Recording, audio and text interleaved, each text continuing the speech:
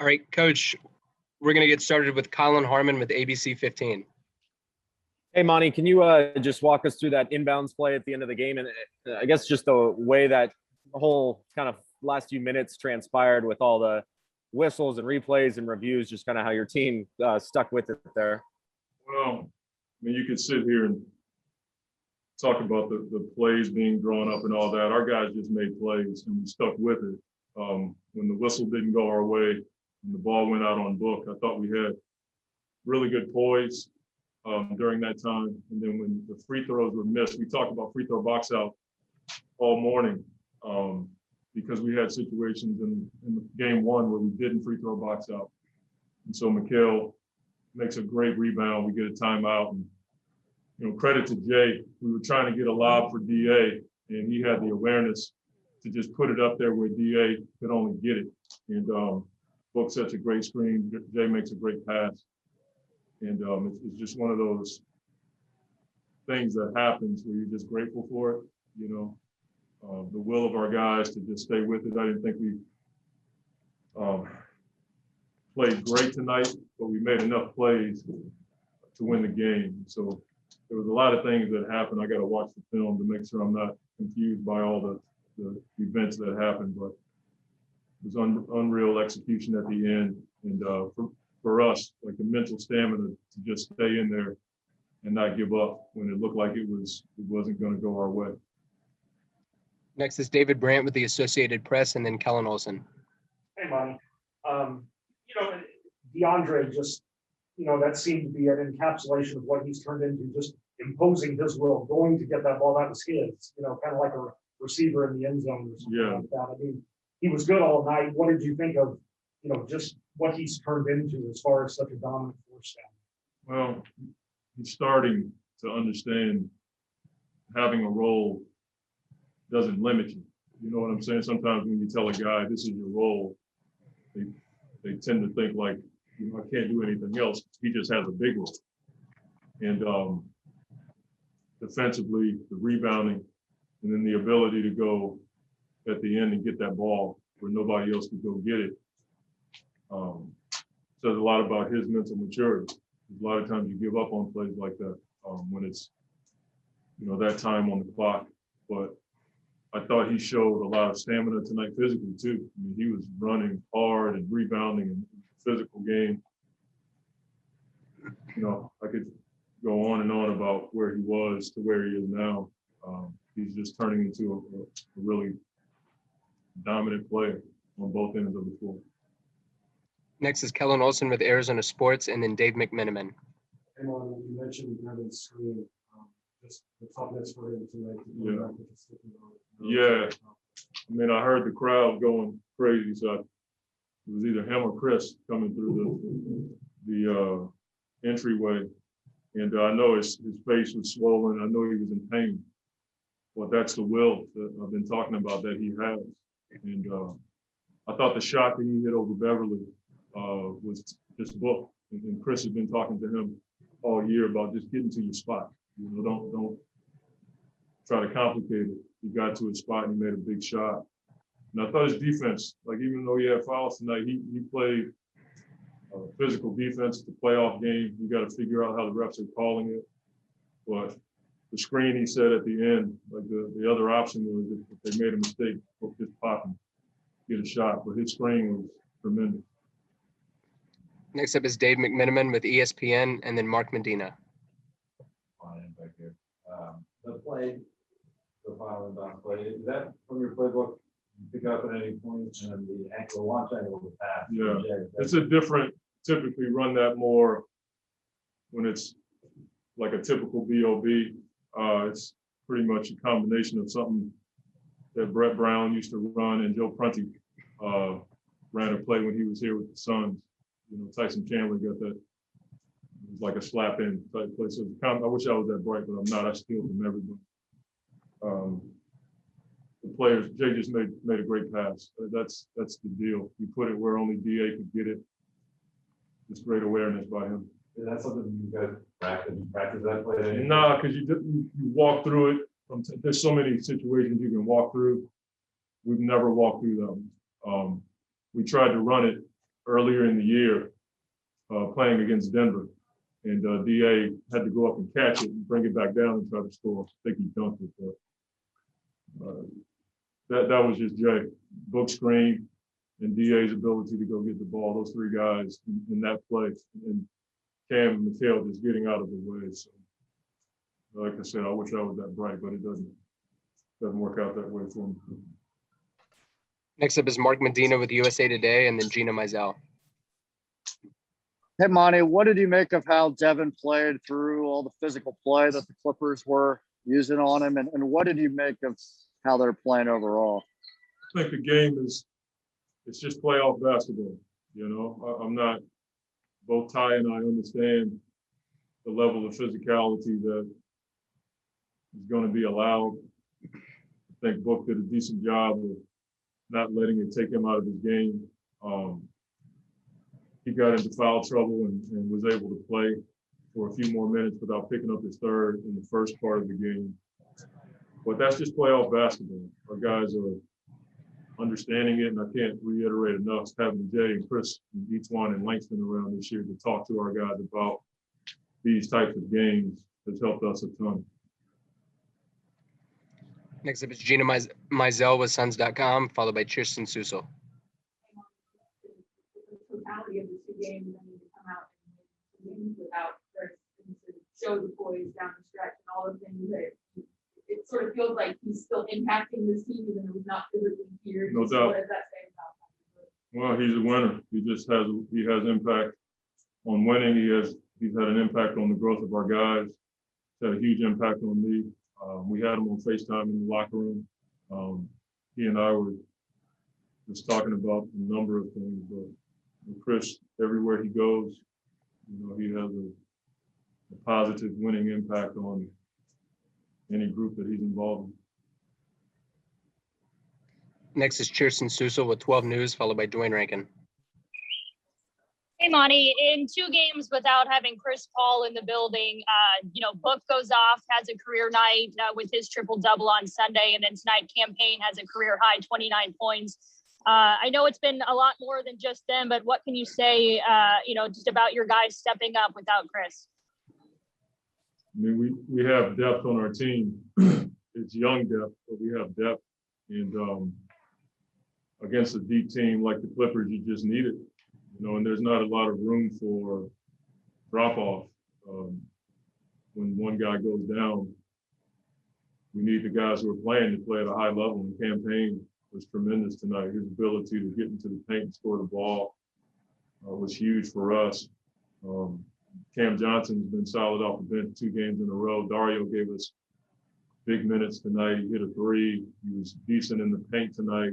Extremely good when they tried to switch on him and put a smaller guy on him. So you could go across the board and see the contributions from our team because of the depth that we have. Next is Dwayne Rankin with the Arizona Republic, followed by Mark Spears. Yeah, coach down here. Wanted to ask about the crowd on Paul George's free throw. That's something that element that wasn't there in the bubble. Oh, no. Obviously, it showed up tonight. I'm just grateful for our fan base. You know, it might be the loudest place I've ever been in my career. It's just that loud. And so what effect it had, I don't know, but our fans give it up every single night. And it's just good to have them in the house, especially in those moments. So again, I'm just grateful for them. Next up is Mark Spears with ESPN, followed by Sam Amick. Coach, you're a man of faith. You have faith that it happens? Well, I don't really know how it works when it comes to faith and winning. I think God is more concerned with how we deal with both the winning and losing. But I was praying, you know, I was just out there, man. My shirt was wet, and I was just thinking to myself, like, come on, Lord, please let me have it, you know, that kind of thing. But I really don't know how that works. I'm just grateful that it went our way this time. But as it relates to faith, I think God is more concerned with how you deal with the winning and the losing, to have a level of humility in both. And I've lost enough to master humility when I've lost. So I want to try to display the same when we're in moments like this. I'm just grateful that it went our way. And is that the greatest how you feel, you know? You seen a lot of that. I mean, I don't know. I mean, I've seen some crazy plays. I remember Ralph Sampson like tapping that thing up back in the day. I've been a part of an alley-oop where we were on defense and we tapped it in for the other team when I was in New Orleans. That was a heartbreaking play. And so it's hard to say, you know, if you're around the game long enough, you're going to see a lot. For me, it's an amazing play for us. And again, I can't tell you, you know, the pass that Jay made and DA's ability to go get that ball and Devin's screen won't work if you don't have those guys execute those kinds of plays. We got time for 3 more. Next is going to be Sam Amick with The Athletic, followed by Greg Moore. You kind of just answered it, but I mean, that officiating crew took a lot of time. Yeah. To work on that. Yeah. You're looking at the tape, what are you thinking, what's going through your head? I'm just talking to, like, everybody has video now, you know, so you're just looking at your bench and we knew the rule, you know, that it's not a shot, so you can hit it whenever you throw it up. So we knew that part. It was just a matter of, you know, was it going to go our way, and then how much time was left on the clock. So I was just grateful that it was basket good, and then I'm hoping that it's like less than 0.4 on the clock, but it happened so fast it ended up being 0.7. Final 2 questions are Greg Moore with the Arizona Republic and Chris Haynes. Coach Greg Moore, Arizona Republic, congratulations on the win. I'm thinking about the last play. Devin Booker set a screen on Zubac. I was hoping you could help me understand how tough that is under normal circumstances and how much tougher that might be with a busted nose. You know, like I told everybody, he was probably playing with a great deal of pain from the time he got hit. I'm almost positive. I thought he broke his nose when I saw it. And then I was worried about the blood, you know, continuing to flow. But Devin, I said it last game, he has a tremendous will. His conditioning is, you know, unmatched. And the ability to go set that kind of screen, knowing that everybody's going to be draped all over you, said a lot about his willingness to make a play for his team. So it was just a cool moment for us, and we're just thankful that it went our way. Final question is Chris Haynes with Turner. Coach, as a series shift over to Los Angeles, you guys played there already before, but the arena, it wasn't packed. Yeah. Like it's going to be. Yeah. What is the mindset as a series shift? Well, I think it's a great question because we do have a young team and a lot of young guys who are playing in situations they've never been in before. But you can only get the experience by going through it. And playing in Denver helped because they had a ton of fans that were going nuts for their team. But I just think that the last part of our schedule, some of those games we played in Milwaukee and New York and on the road, I think that will help our guys. But I also feel like the veterans on our team will help our young guys navigate through all of that. And once you start playing, you know how it is. You just kind of lose focus on all that. And you just focus onto the game. So I hope that's our approach as we shift the series over to LA. All right, Book. First up is going to be Nick King with Channel 3, Channel 5. Devin, what do you think of the look? How's the nose feeling, and what are you seeing looking into the camera? But secondarily, running that play, was that executed perfectly, and just the faith in DeAndre to call that for him? Honestly, forgot the first question. Just your nose, how it's feeling. Yeah, I mean, it feels better now. It was a loss. I think it hurt a little bit more, but it's good. I'll go get some scans, get a mask ready. In the play, man, that's just execution at its finest. Took everybody, Jay passing it, DeAndre setting his man up, Coach Monty, believing in him and believing in us to run that. So, it was a big play for us, and anytime you can come out with a win in the playoffs, especially in a close one like that, I think it's big for your momentum. Next up is going going to be David Brandt with the Associated Press, and then Kellen Olson. Hey, Devin, I'm over here.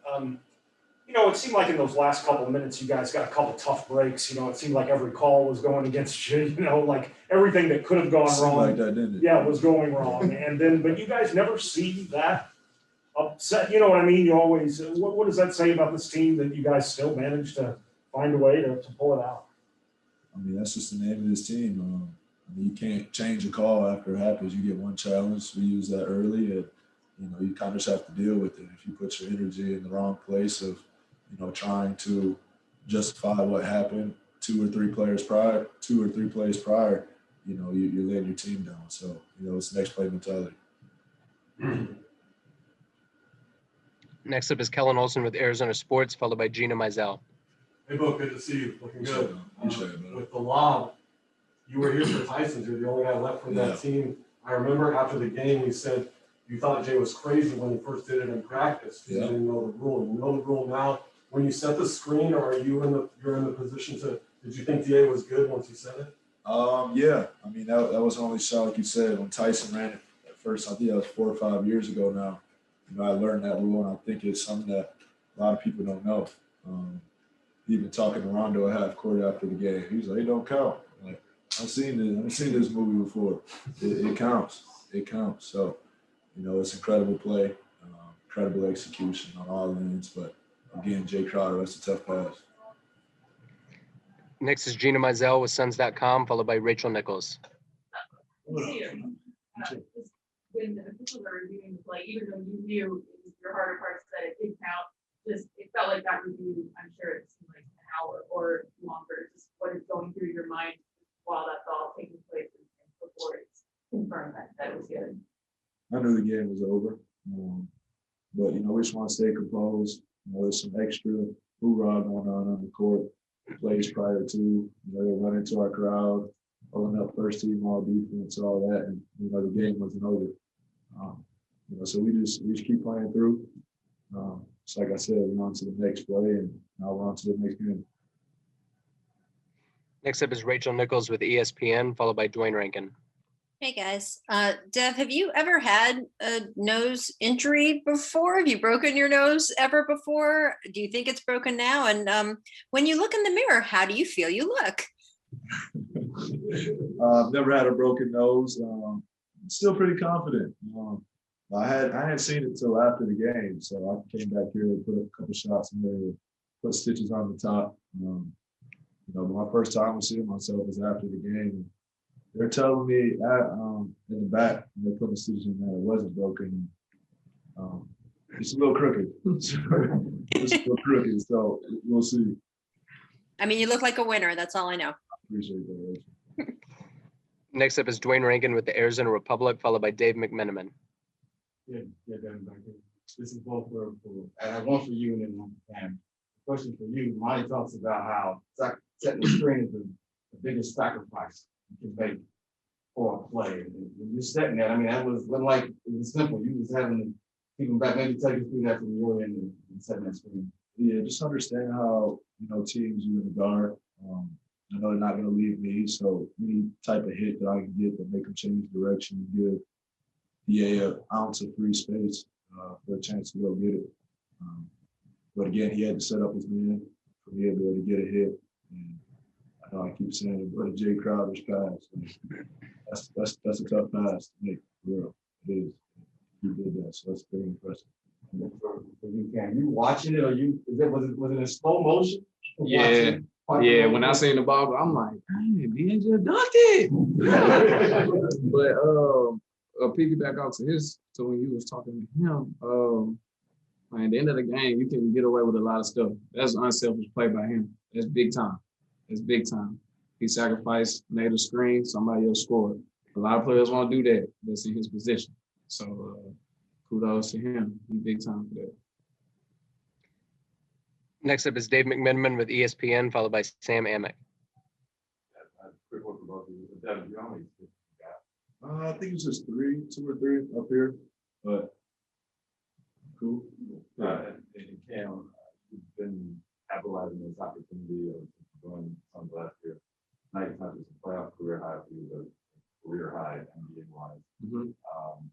What was your mindset coming into this one with football out and how do you capitalize? Honestly, it's just hold it down for C. Really, it's kind of crazy, but I'm just trying to hold it down until C get back. If it means me scoring, I'm willing to do it. If it means me pass, my only thing, no turnover. That's all I'm doing. I'm trying to keep that same identity because I'm the point guard. So I just try to come out there, hold it down for C, play my game, just live with the results. Next is Sam Amick with The Athletic, followed by Mark Spears. One for both you guys. Devin, you got physicality with playoff basketball, and then you got self-protection. Like, which one it is? And at the end there, when you're talking to Rondo and Cousins, what's the message when you know this thing over and you're going home?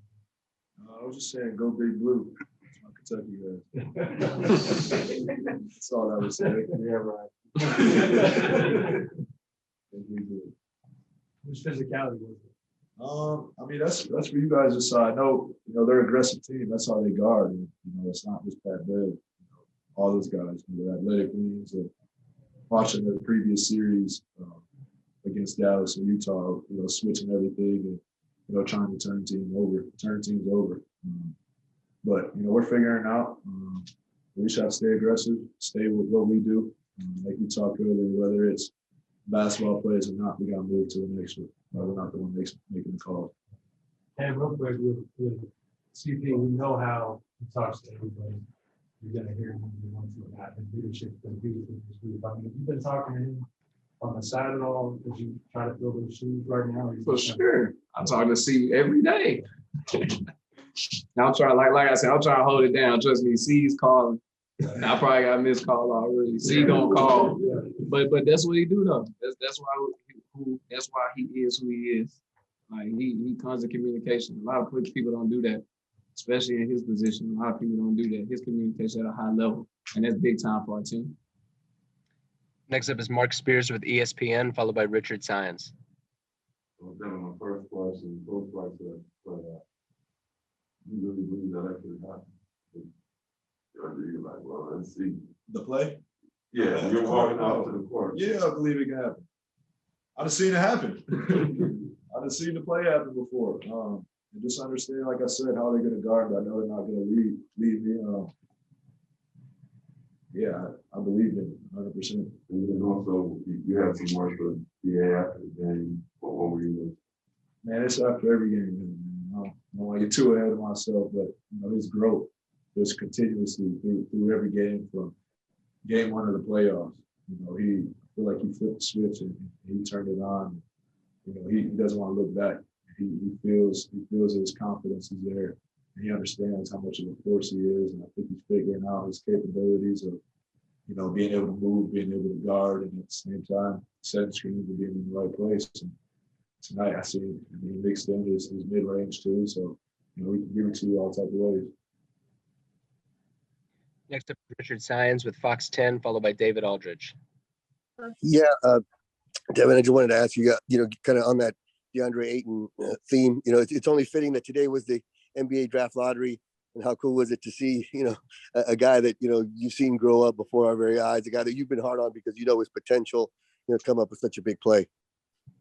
It feels good, man. He's been working. You see the work behind the scenes. Makes you feel that much better when you see somebody successful.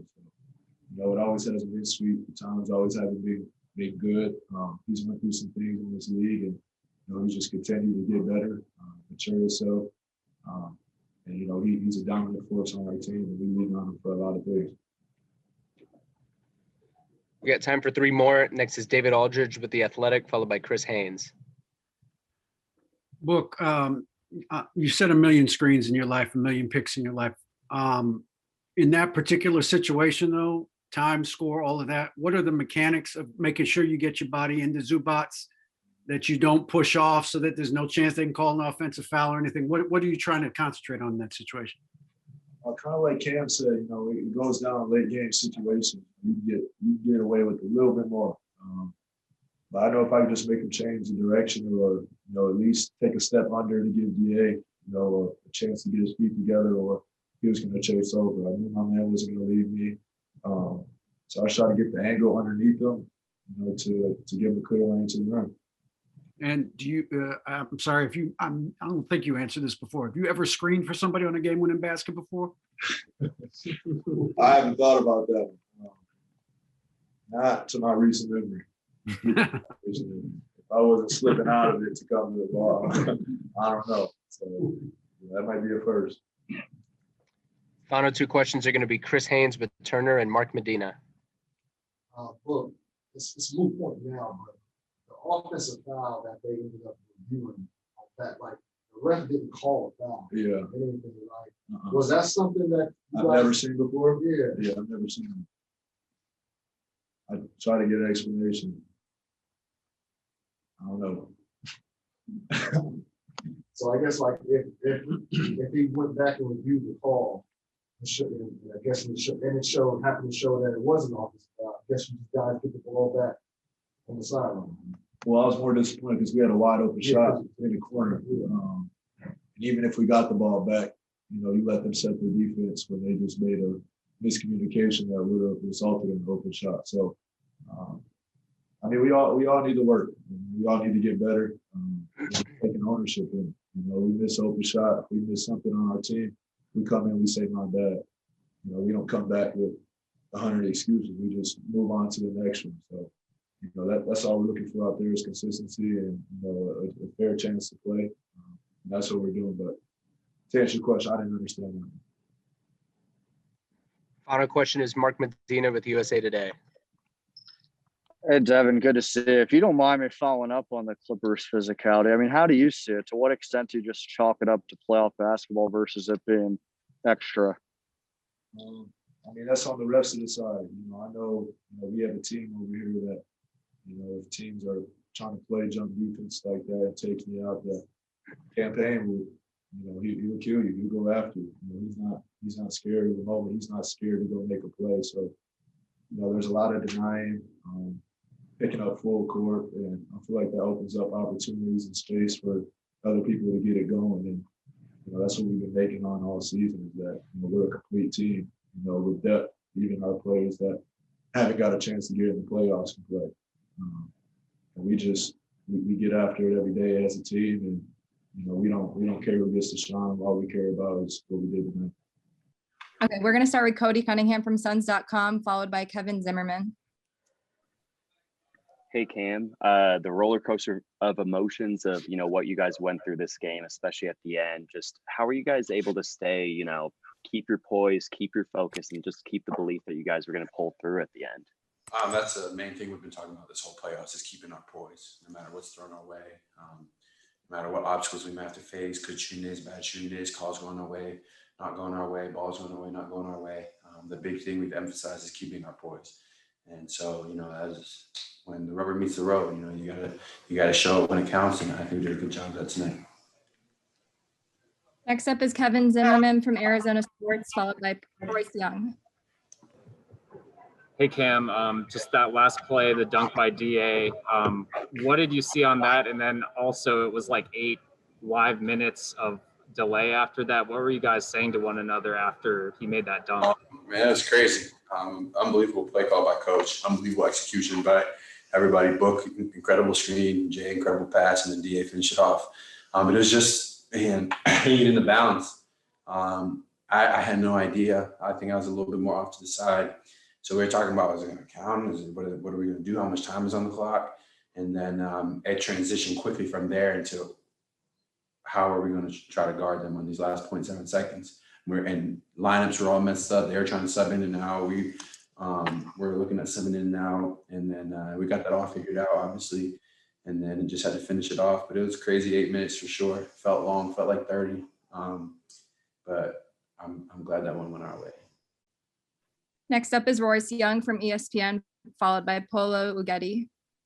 Hey, Cam, I was just wondering, did that last play have a name? And was it something that Monty just drew up in the huddle, or is that something you guys repped a lot? Coach got a big bag of tricks, a deep bag of tricks, and that was drawn up on the spot and then executed really well by our guys. But Coach got a deep bag of tricks, a lot of plays for a lot of different situations. He brought this one out. I don't think we've ever run it before. I don't think we've ever seen it before. Obviously, I don't think they had any idea that something like that would come. I don't think we've run it before. So, it's a lot of credit to coach right there. Next up is Polo Ugeti from The Ringer, followed by Nicole Jarina. Hey Cam, you mentioned the execution on that last play and specifically the pass from Jay. What did you think about that pass? And then in general, what's it been like to have Jay on the team, especially right now where you guys don't have Chris, another veteran guy who has been there before? It was just an incredible pass, put it perfectly where it needed to be. But he's just a calming, steady, consistent guy. He's tough, brings that grittiness to the team. And you can always count on him to make plays, whether a lot of little things too, defensive stuff. And then obviously something like that pass comes up really big in the end. Next up is Nicole Jarina from Puerto Rico, followed by Ferdinand Rivera. Hi, Ken. Congrats for the win. What is your impression for another player have amazing game tonight, campaign? His game with career high tonight. So how much impact he have for the team tonight? Unbelievable. Obviously, without CP, that's a big part of our team missing. And he's done a fantastic job of getting in there and making things happen. Makes it a lot harder to guard the rest of us. And he really was on the attack today, finding guys, getting buckets. So really proud of him, really happy for him.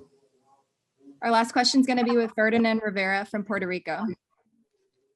Hey, Cam, congrats on the win. You have participated in big games throughout your career, but how did the stage feel tonight in Phoenix? And what are your thoughts on team performance so far in the series without CP3? First of all, you just got to give a big shout out to the fans. They've been incredible this whole entire playoff run, and they're incredible these last two games. They're incredible tonight. And that's a big part of our home court advantage.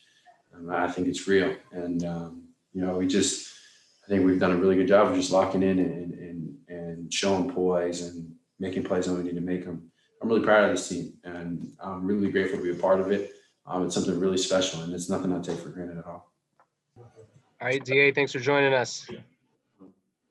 We're going to get started with Mark Schwartz with ESPN. Hey, DA. Great job catching that pass and putting that ball in the basket.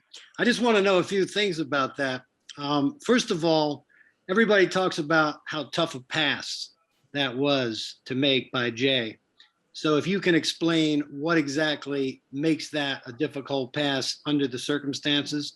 And then for you, what was the difficult part of making the play complete on your part? And have you guys ever even walked through that play before? Well, I'll start off by saying that's definitely Jay's game winner. Making a great pass or a 7-footer. Other than that, Coach drew up a great play where, I was in the best position. My teammates trust me and my coaches trust me. And, great Book set a great screen, that freed me up into the lane to at least gather my feet and go for the ball. And the rest is, just off my athleticism and my talent. Jay set it up right there perfectly. Next up is going to be Rachel Nichols with ESPN, followed by Dwayne Rankin. Hey, Deandre. Just wanted to ask you a little bit about the work that you've been putting in. Monty told me the other day that you guys have had a lot of talk about what's the difference between showing up and collecting a paycheck and showing up and actually sort of earning it. What was that process like for you to make that transition? I can say this, Monty definitely made me a super gym rat. There was times where I wouldn't even come in for on day offs. It's a thing called, smell the gym, touch the ball at least. And, he really instilled that in me where I constantly wanted to, just sharpen my screws and, just be the best I can be. And knowing the type of level and the type of, play style we have to come in, night out, and to be consistent in what I do, I have to be in the gym. And, just to see the results now at a high level and where we are right now, I don't want to get out the gym. And, that's what he really, instilled in me, and I kept it going. Nice game winner. Congrats. Thank you. Next up is going to be Dwayne Rankin with the Arizona Republic, and then Mark Spears. Best play of your life? Yes. Yeah, I was I mean, the celebration and the reaction was a little shaky because I wasn't too sure what I did. You know, I wasn't too sure if it counted. I didn't want to, be a blooper or none of that. You know what I'm saying? I just wanted to, just get to the next play or the refs hurt and, confirm what it is. I was just so anxious. I was really stressed. It was a lot. I'm looking at the fans. I'm looking at the environment. It was a lot, but, that was my best play and, tried to embrace it. Lastly, we wanted to ask just about that play only took 0.2 seconds for you to put it in, but it seemed like it took forever for it to happen. Maybe take us. Was it slow motion? Or did it happen in an instant? Knowing the play, I knew the play. I could see the play coming, but you don't know what the team's going to throw at you. But like I said, I trust my teammates and I trust my coaches, especially Monty, and Book setting the best screen and Jay throwing the best pass. It was just me. Just doing what I do best, just finishing above the rim. Wow, that's good. Next up is Mark Spears with ESPN, followed by Gina Mizell. First thing, when you're sitting in the huddle and coach is drawing that up, there's a lot that everybody has to do, but you've got to finish it. When you're looking at that play, did you have faith that it was possible? I had a lot of faith. I just knew if he's throwing it up, I know they trust me to finish that or do something with it while I'm in the air. Once they throw it where I can catch it, I told Jay I'm gonna catch it, and he gave me a nod, and there's not no questioning after that. Once he say you're gonna throw it, and I'm gonna catch it, I say I'm gonna catch it. We go by it, and if something happens. We just fix it. What are these playoffs meant to you so far? It means a lot in your career. It means a lot. Every game really feels like my last. I never played so hard from the jump ball to the end, 150%. Usually it's like 110, but it's 150%. And it's 150% mentally, just the level of focus and the things you have to really pay attention to. It's really intense. And, just with fatigue and stuff like that kick in especially, that's when who really got your back, who's locked in, and this team is it. Next is Gina Mizell with Suns.com, followed by Dave McMiniman.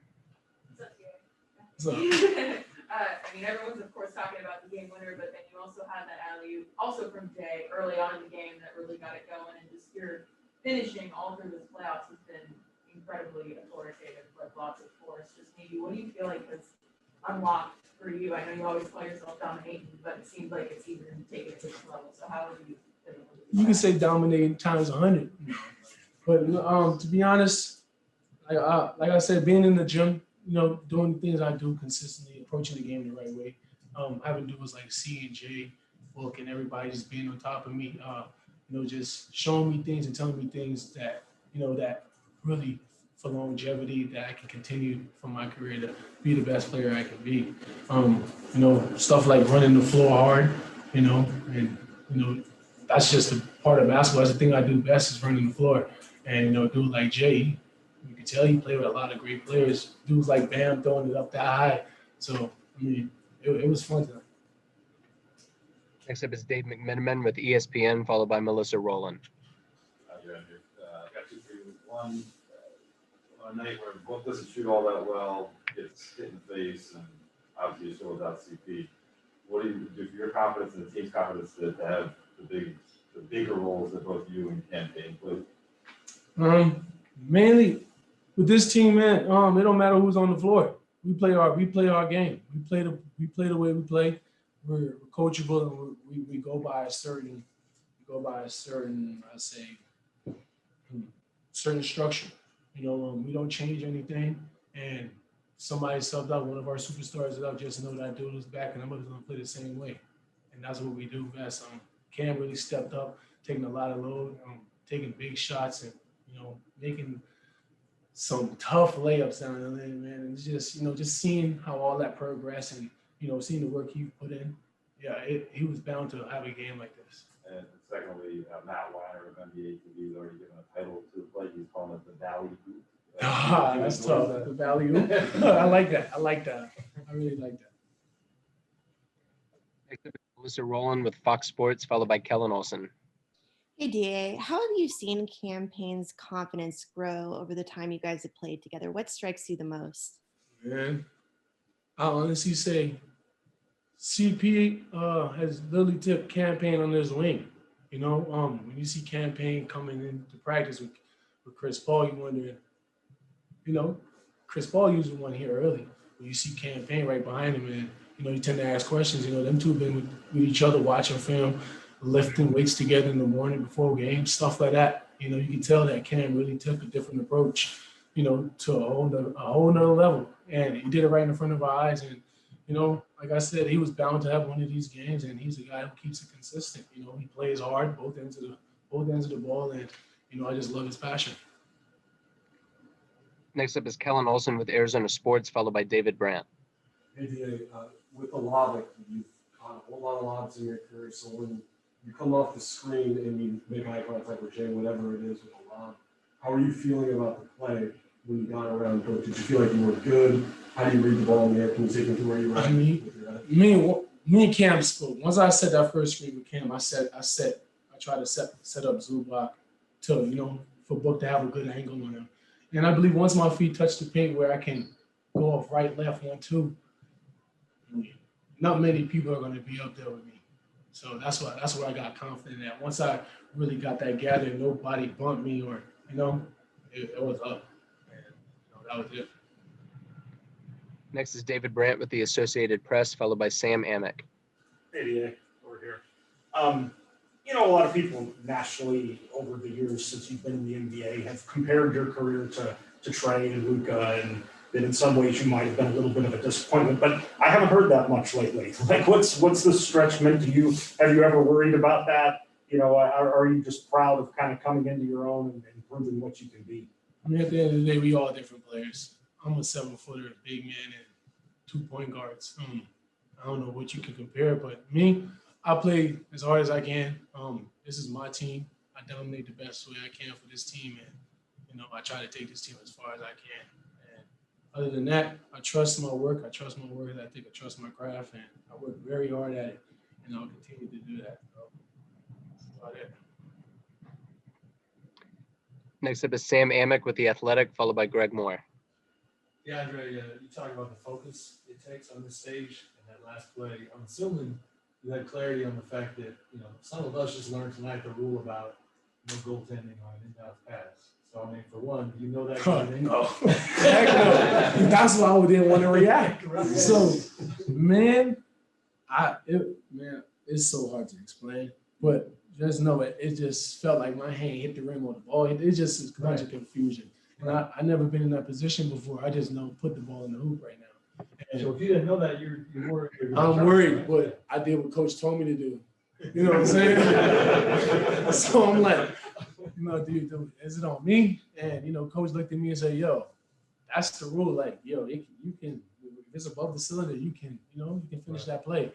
And I wasn't too sure if he was right because the other coaches is pulling him aside saying like, yo, we got a couple more seconds left. And I'm like, I'm just waiting for the officials to really, you know, confirm what this play was or is it done. And, you know, once I heard the crowd reaction, let's play ball.